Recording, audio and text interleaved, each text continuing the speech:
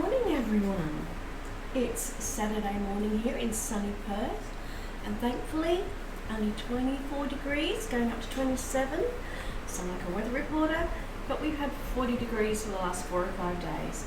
So this is a very welcome change to the weather. Still drinking a lot, still feeling a little bit dehydrated, even not being able to get enough water in over the last 3 or 4 days, as hard as I've tried. So still drinking the water a lot today. We're going to be doing, I'm hoping when people start coming in channel, we'll be able to see if we have the music and everything set up right. So if you can hear the music and it's not too loud, please let me know. And I will be opening up the queue.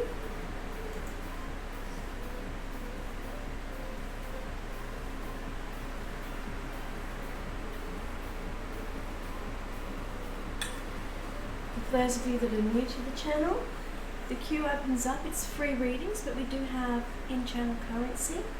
So when you have enough pentacles, because I'm a tarot reader, that's our in-channel currency, you'll be able to join the queue.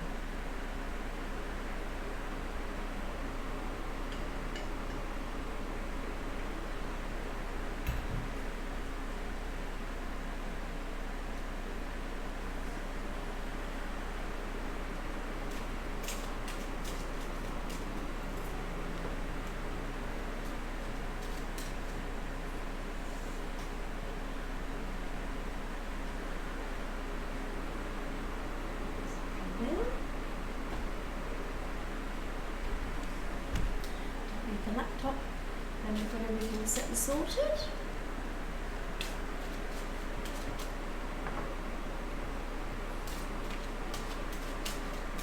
So we're waiting. Shuffle the cards all ready for the readings later on.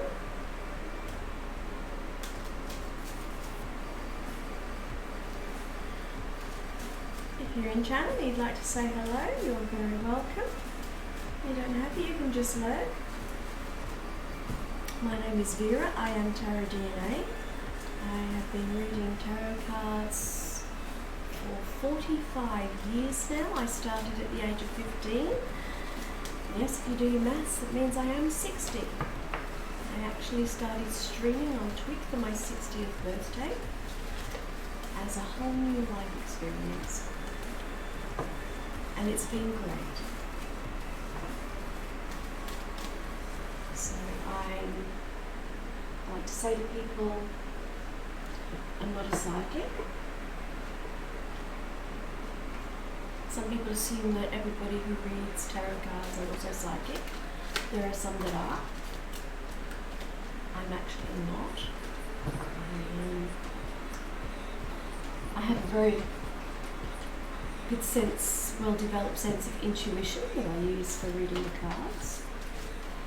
I also spent a lot of years and thousands of hours studying not only tarot cards, but the symbolism, the numerology, and the other related elements of the tarot deck. I also read oracle cards and Lenormand and Kipper. I haven't been reading Lenormand and Kipper for as long as I've been reading tarot, but I have been reading those for quite a few years now.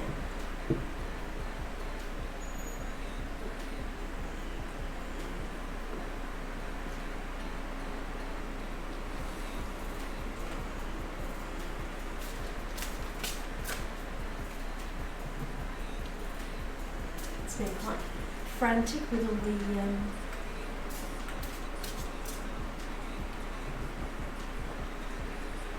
very hot weather that we've been having, so it's really nice to be able to have that little bit of respite.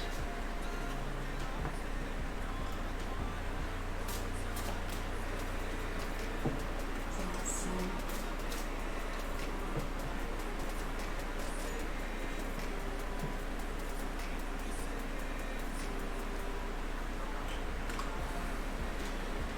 very nice to be able to feel a little bit cooler.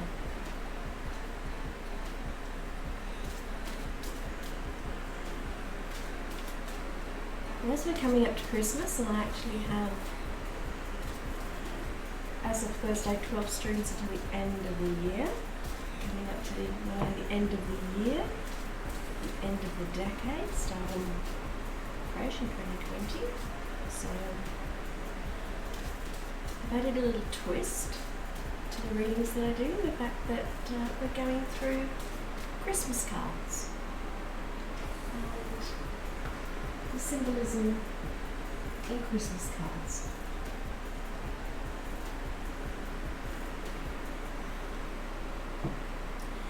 And how that relates. Because you can get themed tarot decks of Christmas decks. But unfortunately I wasn't able to get them through in time for this Christmas because they come from the States and there's actually quite a delay getting them to West Australia.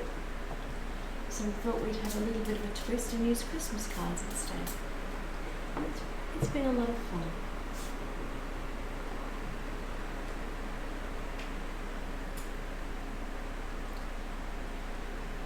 Down, I have the lovely cat. Roxy. No, get down. Get down. Roxy. Roxy. That's it. Go check out something else. Good girl. That's okay. I foster two cats, and you might see Roxy especially, who really likes coming up here with the crystals and the cards. And she's very friendly, and we foster her and her brother. But she's got very attached, as she's only a year old, to looking at the Christmas tree because it's her very first time in seeing one. So it's like, I don't know what this is, but I keep having to go and investigate. So every now and then we have to use distraction techniques. She's not quite sure what it is, so it's mouth first.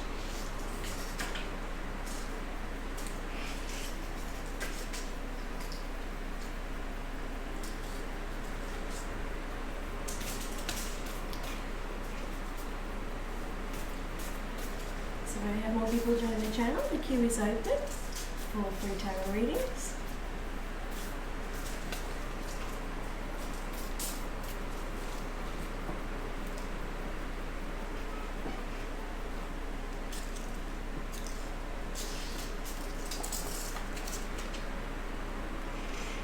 Hello, how are you? Welcome to the channel. Lovely to see you. I don't know where it is where you are. It's actually Saturday morning here in West Australia. And I am Vera, I am Tarot DNA, and I am a professional tarot reader. On this channel, I give free tarot readings. When people have enough in-channel currency, which is 10 coins. That's so that you are able. It's 1:10 a.m. where I am. Whereabouts are you? In the early hours of the morning, Manhunter. I'm in West Australia, in Perth, and it's 8:10 a.m. So, whereabouts in the world are you?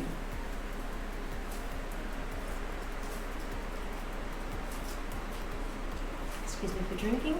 It's been 40 degrees here for the last week, so I'm catching up and still hydrating after 40 days of extreme heat.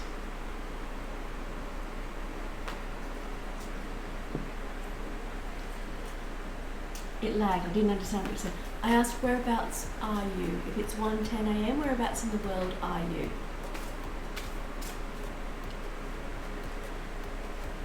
I'm in Perth, West Australia, and it's 8:10 in the morning. So at 1:10 a.m. I wondered where in the world you are. As I stream 3 different times during the week to get different time zones. So This time zone is normally for the States, United States. You're in France. Okay.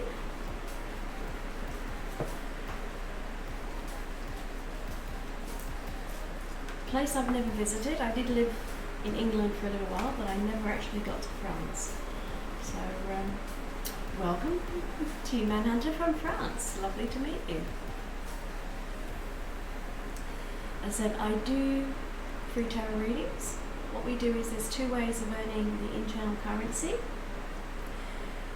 And what we do is you can either stay in channel for a little while and you build up pentacles, or you can follow, which gives you some pentacles, and then the bot will do that, and I'm then able to give you a reading. But thank you for joining the channel. I really appreciate that.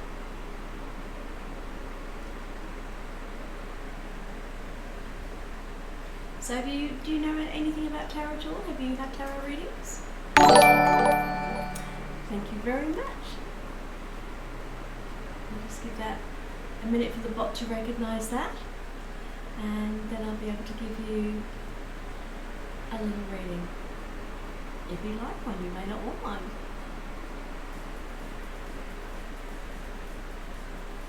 Have you ever had a tarot reading before?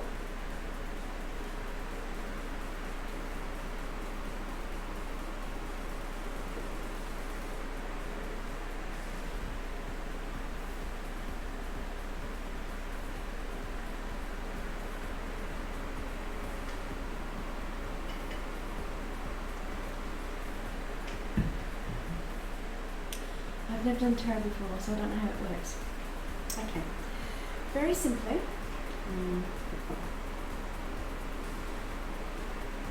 tarot deck has pictures on it and symbols, and it has a specific structure. So there's 78 cards in a tarot deck, and that's split into 3 sections of the deck. So it's a bit like a playing card deck, where you'll have the 1 to 10 in the 4 suits.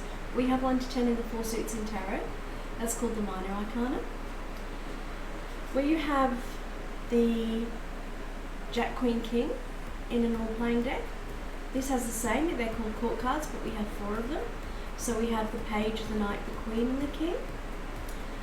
And then we have what makes tarot different to a normal playing card deck, is it has 22 major arcana.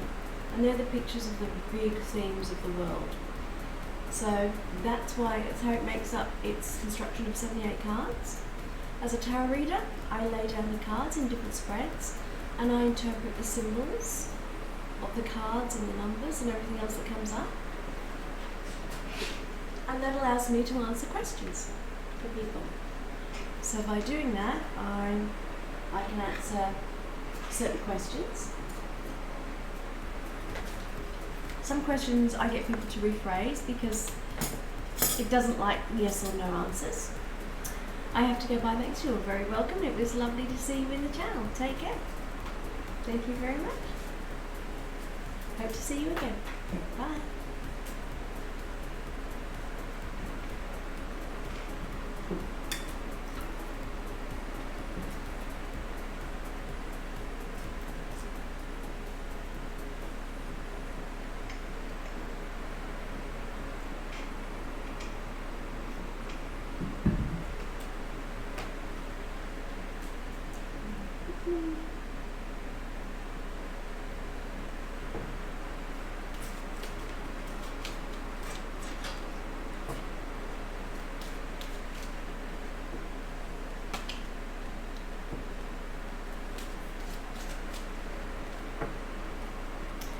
What I'm going to do is have a little look at the Lenormand cards.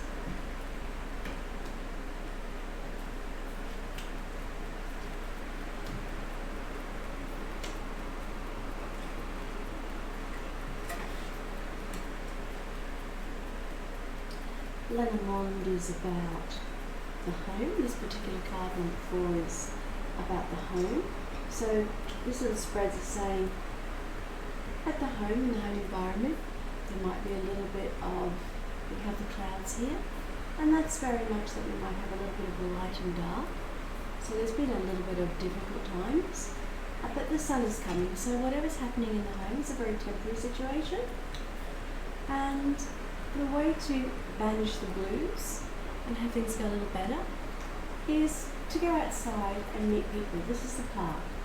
And these cards were set back in the very early 1920s, where people didn't go alone, they were working by the internet. They would actually go out to parks, they'd go and just have a look around what was going on in the world. And that's where they'd meet people with their chaperones, of course. So they would go out, there'd be lovely bands playing, and that's what they would do. Their social life is go out and meet. Hello, how are you? Too much Jasmine. Too much Jasmine. Very nice, thank you very much for the follow. Pleased to meet you.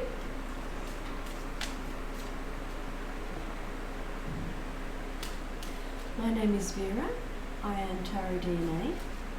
I read tarot cards, oracle cards, Lenormand and Kipper cards. I do free tarot readings in this channel, but I am a professional tarot reader.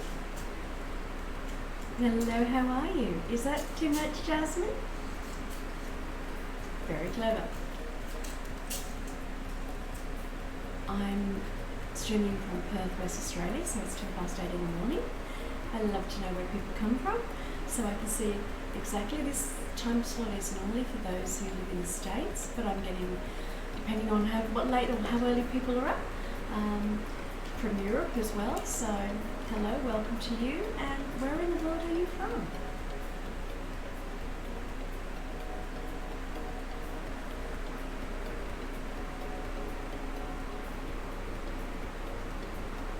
I'd love to know, people that pop into the channel, how far we're reaching and how many countries we've been able to get to and find new friends in.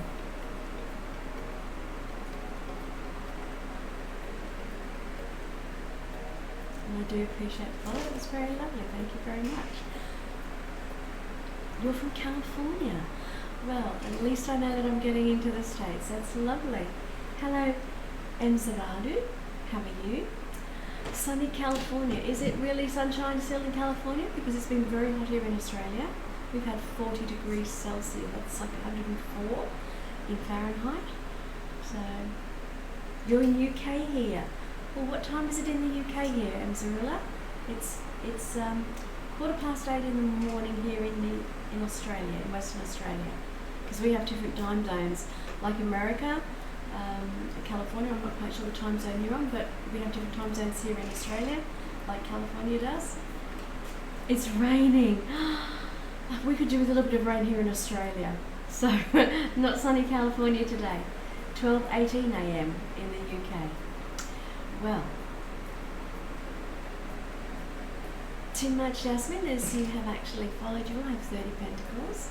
If you want to join the queue and actually have a reading, you're more than welcome. And I'm more than happy to read for you. If you like tarot, it doesn't cost you. As I said, it's just the in-channel currency.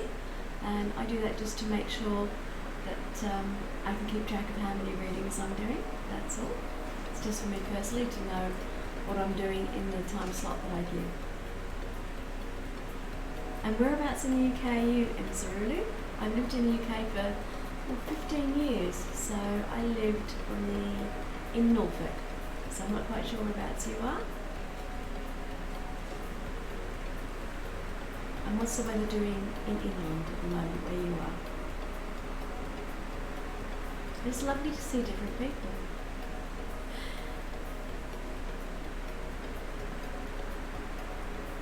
Northeast Newcastle area, very nice. My son was up there for a little while. I actually haven't been up that area, but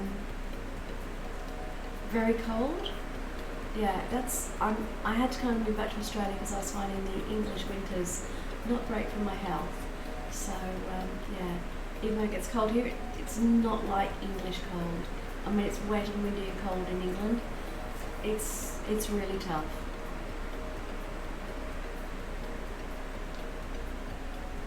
So if you want to try putting exclamation join too much, Jasmine, if you'd like a reading, the queue is open, and that should put you in the queue. As I said, it's purely and simply so I can keep track of how many readings I've actually done. And you don't have to. This is a chatting channel, so you can chat or you can have a free reading. As I said, I am actually a professional tarot reader, and underneath the screen is all my links to my website. How do you get a reading? You can follow, which will give you the amount of pentacles, which is the in-coin channel currency, or you stay in the channel for a little bit and that gives you enough. So the exclamation coins tells you how many pentacles you have. Too much, Jasmine? You're able to, yes. If you put exclamation join in chat, that should get you into the actual queue, so you can get a reading absolutely. And Emzarula, if you just give the bot a little bit of time, sort that out, you should be able to join the queue too. It just sometimes takes a little bit the bot to yes, that's the amount, and then you can go in. So Too Much Jasmine, if you type exclamation mark and join without a space, so I think it's exclamation,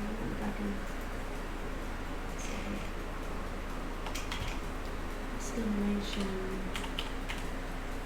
join.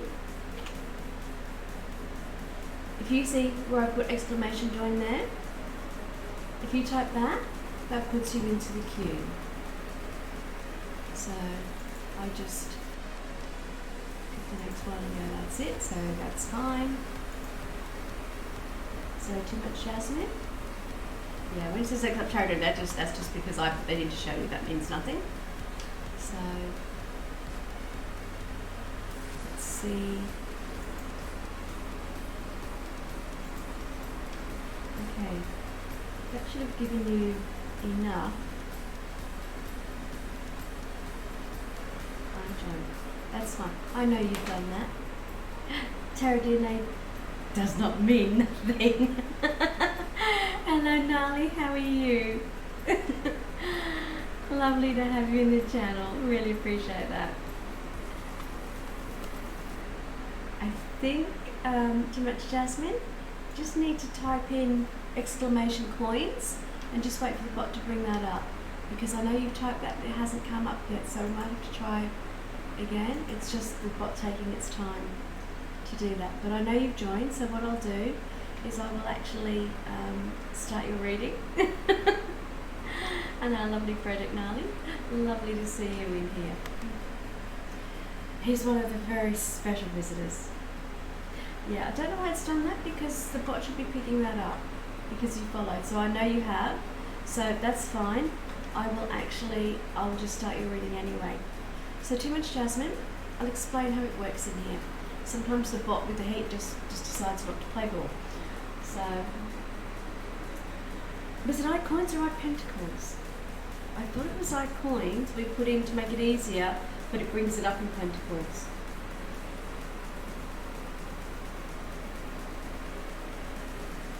Yeah, it does say pentacles, okay. But it's still not showing up because it won't. It's still saying 0.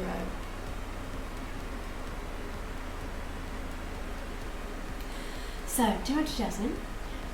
We have these here are tarot decks, these 4 here, and you get to choose a tarot deck, and you can either have a general reading or you can ask a question. But remember, this is being recorded live and will be uploaded. So if there's a question you don't want everybody else in the world to know about, then don't ask me that question. But if you don't mind, I'm not saying anybody's going to be watching it, but I'm just letting you know that these videos are watched and it is live. So it will be recorded. Alright? So if you'd like to pick a deck, so there is, go 1, 2, 3 or 4. That will allow you to pick a deck, and I have Spirit Song, we have the beautiful Crystal Wells, we have Druidcraft with Faith, Wizard's Tarot with Believe, and the Animal Totem with Harmony. So if you pick one of those 4 decks, so you can either go number 1, 2, 3 or 4, and that will let me know which deck you want. and then you can tell me whether you want a general reading or a question. You have a love reading deck too? Yes.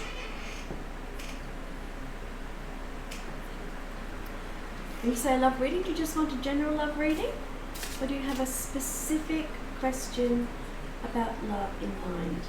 Bearing in mind, professionally and ethically, I don't read for someone who's not in channel. So if you're talking and you want to know more about a partner or someone else, I can't read them. I can read how you might do something with the relationship. So I have to read you, not the other person. But yes, you can have a love reading. So do you want a general or a specific question?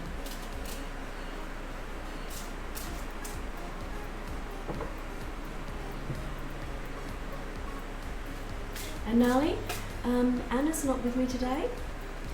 The heat has really knocked her around. She's now in bed with a migraine, has been for the last couple of days. So I'm doing my modding. So if you see something, a general please, that's fine. So I can do a general love reading for you.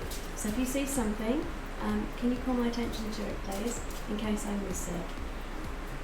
Either that or I'm making you a mod. But I don't like to, because no mod, right, 21st stream, let's go. My Thursday one, I did 6 hours. Thursday nights seems to be my long ones. I actually didn't do 6 hours, I did 5 hours and 50 minutes. Let's go. Absolutely. Yeah. So too much, Jasmine, we are going to do a general love reading for you. Yeah, but she did, before she came to bed, she did show me how to use the bang button and the timeouts and everything else. So I thought that's okay. I've got to do that, so that was fine.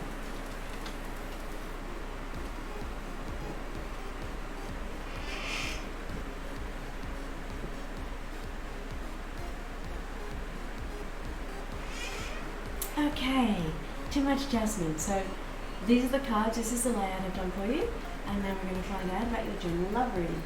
So we'll start in the middle. Actually, what I might do is we're also going to look at what we call the shadow card in the deck. And the shadow card just means it's the card that we normally wouldn't use. It's the deck under here, and sometimes it shows hidden things. You're ready. Well, the Two of Pentacles is your shadow card, and Pentacles is the element of earth. It also means money, resources. So this can be your everyday material resources and money, and your time, your energy, everything that you use in your everyday that makes the day just turn along. Two is about balance. She's this lovely lady named Bella here. She's by the water, she's got all the beautiful elements, the tree, the rocks, the grass. And these pentacles here, this is her almost balancing the flow of all her material resources, her time, her energy, her money, the money coming in, the money going out. It can also be material projects and things that she's doing, so it's keeping everything balanced. So this is about, I have enough, I'm keeping it balanced. I'm not to the point where I've got not enough. It is a beautiful card. You picked a beautiful deck, the Druid Craft Tarot.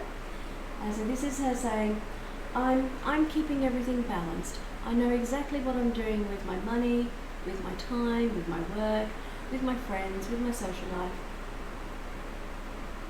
There was a lot of static in the audio for me. Is there any way you can tweak it?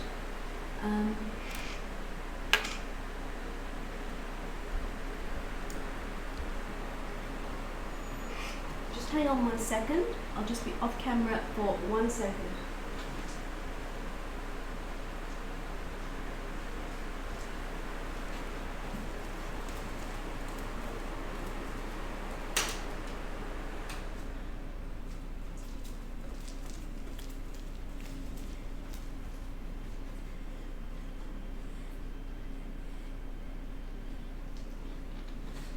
And that's Roxy. Hello Roxy, down you go. Is that any better? It seems better now. It was picking up the other fan. That's what that was. So yes. So that's the first card, is the Two of Pentacles on balance. The middle card we have, nice cat, that's Roxy, she's my foster cat. Her and her brother are up for adoption, but she likes coming to join stream. You have number 8, this is the major arcana, this is the very big theme, and this is strength. Strength here, in other cards it normally has a woman who is almost like taming a lion, and she's not afraid of it. In this one, because it's more an elemental deck, Roxy, no. No. No. You can rub it, you can't chew it. No. Good girl. No. I can see you. No. Roxy. No. She's fascinated with the tree. Roxy. So the strength card is saying instead of a boar, because this is a druid deck, it actually has the boar. It's still an animal that has a lot of strength and power. What this is saying is she's not afraid of it. She's put her hand there, it's right next to her. So it says that you have a lot of strength. Now, because this is a love reading, this is saying that you balance your life well. You actually have a lot of strength within you, a lot of deep inner strength. I can see you. And because of that, you're not going to let anything happen in a relationship that you don't want to let it happen. You're going to very much stay in control and go, I have strong boundaries. I'm a strong woman, I have strong boundaries, and I'm not going to let you disrespect me. I'm glad that's very true. Roxy? Roxy? No. Leave it alone. Yes, you. I can see you. You look beautiful. We then actually have the Lovers. Now, as you've actually asked for a love reading, this is beautiful. This is you, but the Lovers is what it is you're after. So you really do want a loving, caring, nurturing, deep relationship. This is saying that that is very much available to you. You can create the exact relationship you want. You can have, if you see the golden hind here, this is the blessing of the elements. This is saying the golden hind is very much pure, beautiful love. The relationship here is saying this is a union of two people who are equals. It is not only a sensual, romantic love, it is a deep, true, pure, spiritual love as well. You agree? It is a beautiful deck, and this is probably one of the most beautiful lovers cards. It's very emotive, it's very sensual, but this is giving you the spiritual, that there is a lot of blue skies here, they're equal.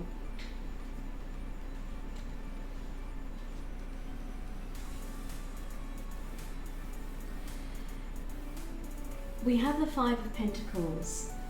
This is the resources again, where we have the Two is the shadow card, balancing. This is saying there'll be a temporary lull, a temporary low in your resources. You might overextend. And I know at this time of the year this card comes up a lot because it's Christmas and people are spending a little bit more. So this card picks up on, although there is a lot of love in the air, there's also a little bit of extra expense. There's a little bit of temporary, oh, I shouldn't have done that on the Black Friday sales. We know that sometimes we spend a little bit because it's a good price, and we know that it's a good bargain, but temporarily it can leave us feeling a little bit short of money. So this is saying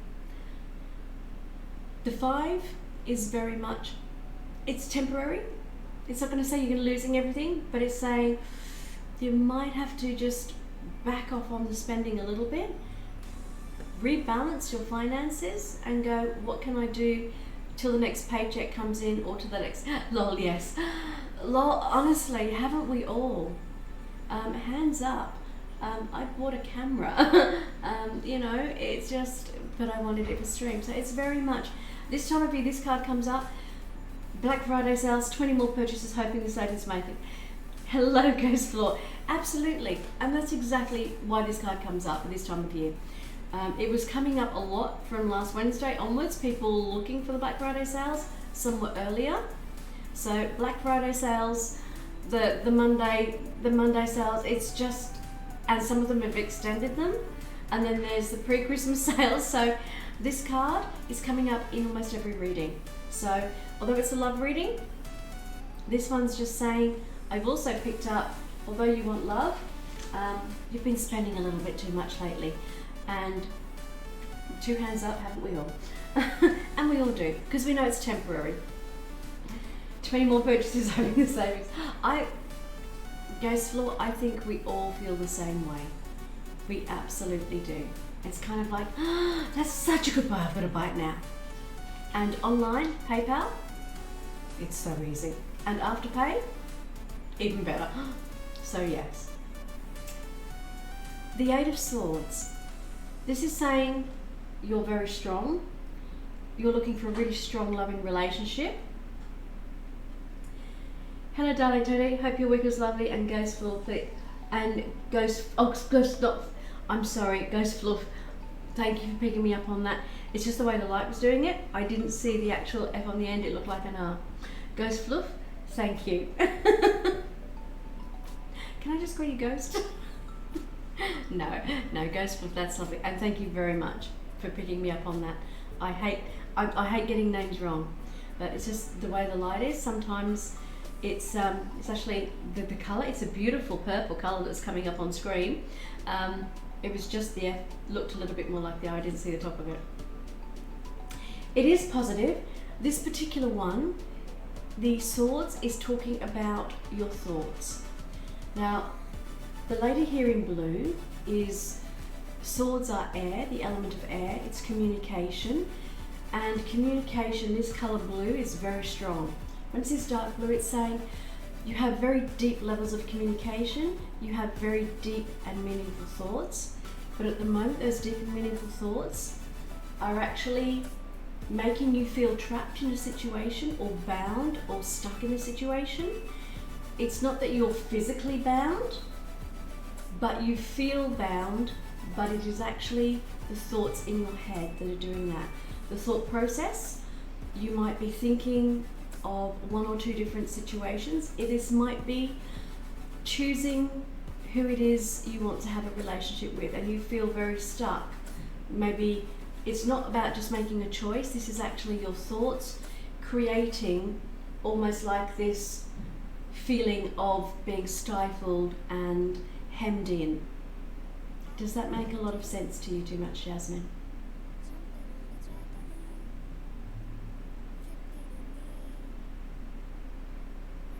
Because when we're very strong, sometimes our thoughts can be very powerful as well, and we can overthink the situation. You also feel confused. This is what this card is picking up. This card is saying, because you're a very strong woman, you're looking for a very strong, deep, powerful relationship. The thoughts surrounding that are giving you that level of confusion where you feel you're not seeing things clearly, that your hands are tied, that you want to maybe decide on something or you want to go forward with something, but you're still unsure. You overthink as well. This is very much, the next card is analysis paralysis, the 9. You haven't quite got to the analysis of paralysis yet, where you're overthinking everything so much that you are totally almost frozen in the fear of I can't move forward. So you have to step back. There is plenty of room for you to get out of this situation. This is where trying to become calmer, meditating, thinking of strategies to stop your thought process, especially if it's going into the late hours of the morning or the night, wherever you're sleeping, as I said, and then it tips over into the 9, where it keeps you awake all night long. So you can get out of that before it gets to that point, but you have to ensure that you are meditating, thinking about things, getting out of your headspace and getting out into the open. She's right in the middle of the open here and she's still thinking about it, which means you're not being present in the moment. So when you go out into the nature, wherever you are, then enjoy. Now you're in California, I know you said it's raining at the moment. When it stops raining, go outside, look at the scenery, have a change of perspective, a change of location, and realize that the thoughts, you're in control of your own thoughts. You can change them and change the narrative of your thoughts all the time. But the relationship and your inner strength of finding that are very strong. So it's very positive. That's just picked up on your temporary spending, as we've all done. This is picking up on your confusion, and this may be related to your relationship, and I will do that and get out more often. It's when you get out, it's very much being present. If you cannot stand still, just think for 3 seconds, then move forward, then you're living too fast. Cyril C. I like that, Ghost Flute. I absolutely love that. I might be stealing that. It's really good. And then we have the Hermit. These two cards are beautiful. This is saying when you're overthinking a situation, although you're in your head, what you're doing is you're in your head space, you're not in your heart space. The Hermit is putting a light on the situation. Yeah, it's a very nice one. We love this channel for allowing people to comment because, like Ghost Flute just did, they can come up with great sayings that are very, very appropriate, and absolutely love them. Absolutely love them. And I really appreciate it when people are happy to do that because it makes a very big difference to the community. So thank you, Ghost Flute. I really like that a lot. So the Hermit card is number 9 in the Majors. This light, you can see the moon, is something that's hidden. So sometimes when we have these thoughts, it's because something hasn't quite come to the surface in our thoughts. We can't quite grasp it, we can't put our finger on it. And because of that, we get stuck in our thought process. The Hermit says, if you shine a light on that area that is troubling, and when you look within yourself, you kind of know what it is. We almost try to hide it from our thoughts and go, no, I don't actually want to think about that. But when you do, and you shine the light on it, 1, it's not so scary. 2, you start understanding why that thought process is coming and why you are stuck and feeling confused. So you have the inner strength, you have the ability to look within. The temporary setback of points, that's nothing, that's just the time of year. The relationship you want, you're more than capable of having. You just need to get out of your own headspace, connect with your heart space, open up and find out what it is that is creating the confusion, because you actually know what's creating the confusion when you shine the light on it and start asking the right questions, and you'll get out of this mode into this one, which will then allow you to have your full inner strength and see the way clearly to the actual relationship that you're hoping to build. Does that make sense too much, Jasmine? I hope it does.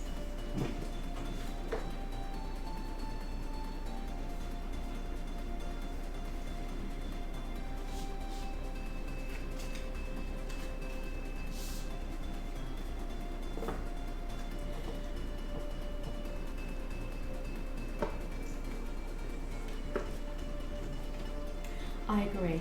I'm very glad. I'm very glad. It makes total sense. That's what I like to hear.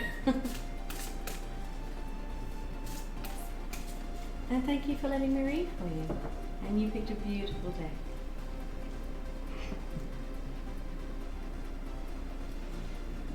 Now I know Ghost Flute you've joined, but we did have Mzarula. I just want to check whether the bot picked up. It hasn't. Okay.